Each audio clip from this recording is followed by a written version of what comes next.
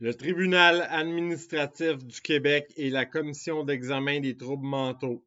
Bonjour à vous. Aujourd'hui, je vous donne mes impressions et mes opinions sur le Tribunal du Québec qui est la Commission d'examen des troubles mentaux. Je vais vous montrer à quoi ça sert puis qu'est-ce que c'est, soit le TAC ou la CETM. Premièrement, là, on dit que le TAC ou la CETM sert à protéger la population contre les gens malades qui ont été reconnus non criminellement responsables d'un crime qu'ils ont commis.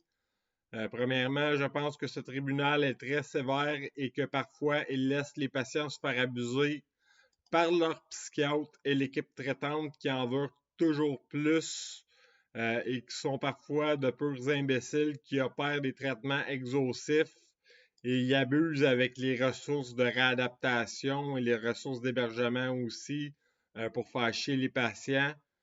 Pour ce qui est de jamais libérer une personne de cette juridiction parce qu'elle consomme de la drogue, c'est carrément abusif, même si cette personne n'est pas retournée en psychiatrie depuis plusieurs années avec sa consommation.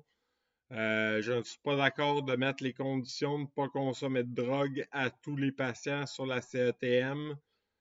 Tous ces patients ont tous besoin de s'auto-médicamenter avec des drogues qui sont les seuls médicaments qui font vraiment l'affaire pour soulager un mal de vivre insoutenable et un manque flagrant d'énergie, de motivation et de concentration qui sont causés par les autres médications comme les antipsychotiques.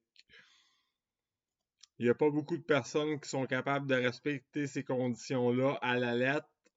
Je crois fortement que si un patient est capable de contrôler sa consommation de drogue et qu'il n'est pas retourné en psychiatrie sur une période d'au moins 3 ans, il a le droit d'être libéré sans condition quand même s'il consomme de la drogue, même s'il n'a pas respecté ces conditions. La toxicomanie est une maladie incurable, je le répète, incurable.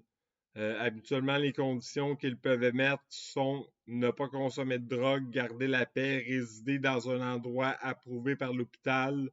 Il y a aussi la délégation de pouvoir à l'hôpital, prendre sa médication sur une base régulière et sans manquement, ne pas fréquenter des personnes de moins de 18 ans, être suivi par les travailleurs sociaux ou des psychoéducateurs comme le suivi d'intensité variable ou le suivi d'intensité dans le milieu. Ils peuvent donner des interdits de contact, interdire l'usage d'un ordinateur ou de Internet. Ils peuvent aussi demander une détention immédiate, libérer un patient sous les conditions que j'ai précédemment nommées ou encore libérer un patient sans condition. Passer devant le tribunal administratif du Québec et la commission d'examen des troubles mentaux, c'est très difficile parce que les psychiatres déforment plus que très souvent vos histoires dans leur rapport dans le but de voir si vous allez pogner les nerfs devant la cour. Puis il faut que vous restez calme, puis vous ne dites pas un mot, puis que vous répondez aux questions qu'ils vous posent. Les psychiatres font souvent des spéculations dans leur rapport car ils interprètent toutes vos histoires de la façon qu'ils l'ont compris et de la façon qu'ils l'ont écrit et ils interprètent ça tout croche dans votre rapport de cours. En plus, avec le nouveau programme de la police qui donne le droit aux policiers d'accéder aux rapports médicaux, ils vont vouloir monter des dossiers criminels aux patients basés sur des spéculations, des délires et des mauvaises interprétations de nos psychiatres. Ils n'ont pas le droit de faire ça. Cela constitue un viol de l'intimité personnelle. Je sais que le tribunal administratif du Québec, qui est constitué de la commission d'examen des troubles mentaux, qui veut absolument protéger la société des dangers que comporte une personne malade et aussi veut protéger ses malades contre eux-mêmes, mais elle se base plus que souvent sur des rapports avec des histoires transformées, avec plein de faussetés et remplies de spéculations et de diffamation. Leur but premier est d'aider les gens malades à réintégrer la société après avoir été hospitalisés ou internés en psychiatrie sous un mandat juridique. Le tribunal administratif du Québec, qui est la commission des troubles mentaux, est constitué de 3 personnes, habituellement d'un psychiatre ou d'un criminologue qui est le président, d'un autre psychiatre qui est juge et aussi d'un psychologue qui est aussi un des 3 juges de la CETM. Les patients peuvent se présenter à cette cour avec des membres de leur famille ou avec un aidant naturel, des témoins de son psychiatre et de ses travailleurs sociaux ou psychoéducateurs.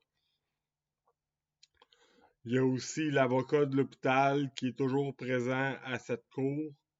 Maintenant, les policiers peuvent aussi se présenter par le ou la procureure du DPCP et ils sont des évaluateurs de la menace, qui est le nouveau programme de prévention du crime de la police, de la belle crise de merde pour faire chier le monde, puis abuser des droits des personnes.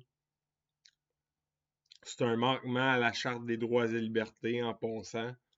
Je suis donc tout à fait contre que la police puisse assister à ce genre d'audition pour témoigner contre un patient.